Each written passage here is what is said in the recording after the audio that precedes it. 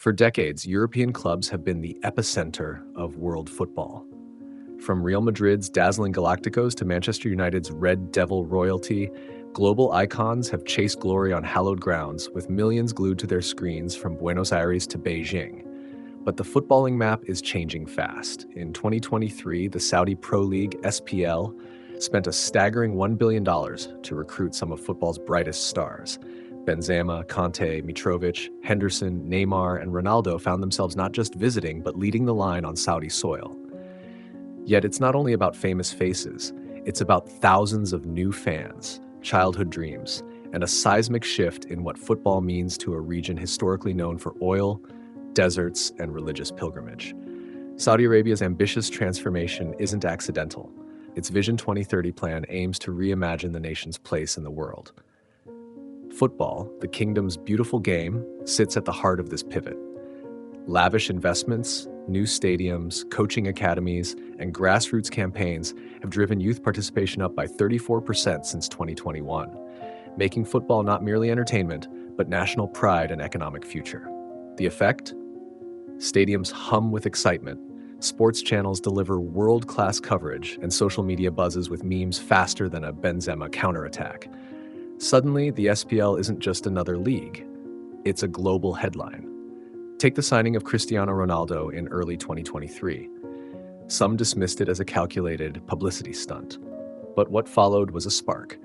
Ticket sales soared, merchandise sold out, and Al Nassr jerseys appeared on the streets of Cairo, Mumbai, and London. As Mitrovic, the Serbian striker who joined soon after, put it, he opened the door. Now, everyone looks at Saudi football differently. In the short term, Saudi spending has been a welcome surprise for European clubs.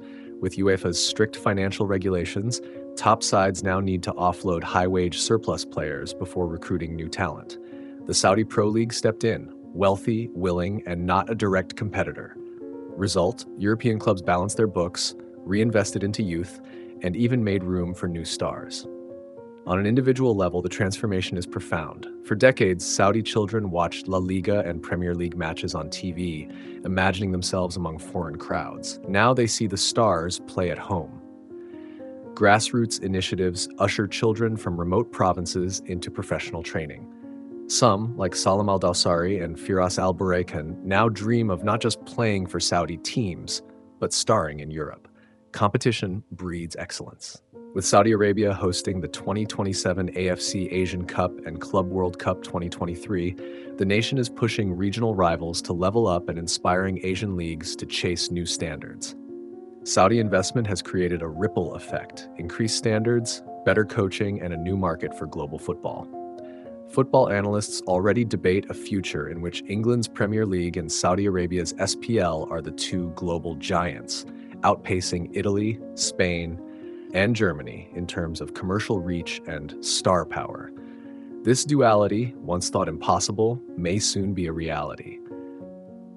There is worry across Europe. If more top players follow the money, it could harm the competitiveness and commercial appeal of the old leagues. Already, some stars, no longer just at the end of their careers, have accepted Saudi contracts, raising fears that the European game could lose brilliance and diversity. European football was a family affair. Clubs buying and selling among themselves, keeping transfer fees mostly in check. The Saudi market has thrown open the doors for expensive unwanted players, inflating fees and salaries. While lucrative now, it may make sustainable planning harder for traditional clubs. Football's romance is woven from tradition, community, and story. Critics argue that Saudi football's rise is based on state bankroll and less organic fandom, risking the loss of belonging and shifting the center of football from club roots to commercial projects.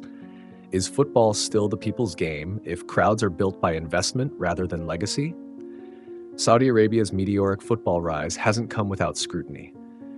Human rights organizations point to sports washing, using football to distract from difficult internal issues. Amnesty International and Human Rights Watch have raised alarms about restrictions on speech, labor conditions, and more. Is football now weaponized to rewrite global narratives? Yet within Saudi Arabia, many see it as progress. It's not just about Ronaldo. It's about seeing the world take us seriously. It's about opportunity, says Najla Al Mansour, a digital marketer in Riyadh. Football historians ask, will Saudi football sustain success? The Chinese Super League spent extravagantly, recruiting stars but ultimately failing to generate global fandom or competitive teams. MLS drew legends like David Beckham, yet took decades to forge a true football culture. Saudi Arabia's project feels different. Deeper pockets, stronger vision, and more alignment with national transformation. But the challenge remains. Can they build lasting club identity, nurture homegrown talent, and maintain interest beyond marquee signings? One emblem of Saudi ambition? Their bid and likely hosting of the 2034 FIFA World Cup. The required infrastructure boom could cement football as cultural currency, driving attendance, pride, and global respect. But 10 years is a long way to go. Will the league grow organically or stall if investment cools, mirroring earlier international experiments? The next 5 years are pivotal. Already, foreign player quotas and academy investments indicate plans for sustainability. If young Saudis become stars and local fans feel true club loyalty, the SPL could genuinely reshape world football. Coaches, analysts, and journalists from Europe and Latin America arrive in droves, seeking not just paychecks, but the chance to shape a new football future. The world watches as Saudi Arabia attempts to turn its league from an expensive showcase to a cultural, sporting, and economic phenomenon. So is the rise of Saudi football a threat or an opportunity? Is it a flash in the pan or a world-changing movement? For European clubs, it's a moment of disruption, yet also business opportunity. For young Saudis, it's dream fulfillment. For global football, it's a test of tradition versus transformation. As sports journalist Ziad Al-Rashid puts it, we grew up watching La Liga and the Premier League. Now our league is being watched. That changes everything. Ultimately, football is about hope, conflict, and community, whether played in rain-soaked fields of Yorkshire or sun-baked stadiums in Riyadh. The rise of Saudi football asks all of us, are we open to new stories or do we cling to old ones? Is change a threat or is it the lifeblood of this beautiful game? The ball is at our feet. What happens next is up to us. All the fans, clubs, and dreamers who believe football at its best will always be more than just a game.